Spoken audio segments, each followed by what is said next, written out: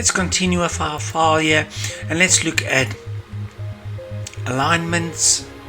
So we can see here from our document, let's select from cell A5 to cell A10 in the home tab. Let's center align or center align and then center it nice so it's nicely in the middle of the cell. It's auto fitted.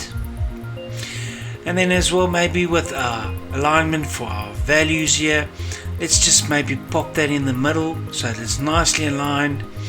We can also go with our percentages. Let's maybe do our percentages in the middle there as well, and in the middle there as well.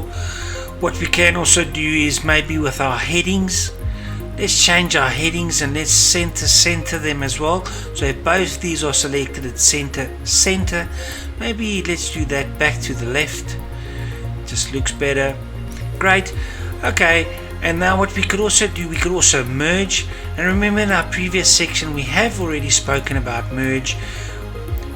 We can go and we can go unmerge. Now personally, I don't really like merging files for the simple reason that merging files, when it comes to formula calculations, that type of thing, really sometimes it can just baffle up your document. Because especially when you want to do, remember when we were doing cell referencing, when you wanted to say C1, but now because, or maybe you wanted to go to E1, but now because it's merged, let me merge it and let me illustrate it, okay? There we go. So now if I wanted to reference cell E1, I can't because it's a merged cell from A1 to E1. I'm going to unmerge this again. And a neat little trick that we have here, instead of merging your files, let's look at in the home tab, in the alignment group. Can you see we got this little box here with an arrow pointing to the right down? Let's click on that box.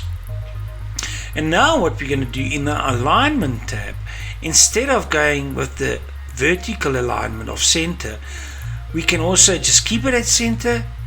And then what we can do with the horizontal alignment, let's go and select center across selection. And then hit on the OK button. It is now as if it has merged, but cell A1, cell B1, cell C1, cell D1 and cell E1 are still separate cells.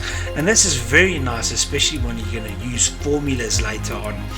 So it makes life much easier. So remember, click on the arrow, go to alignment, in the horizontal select center across selection.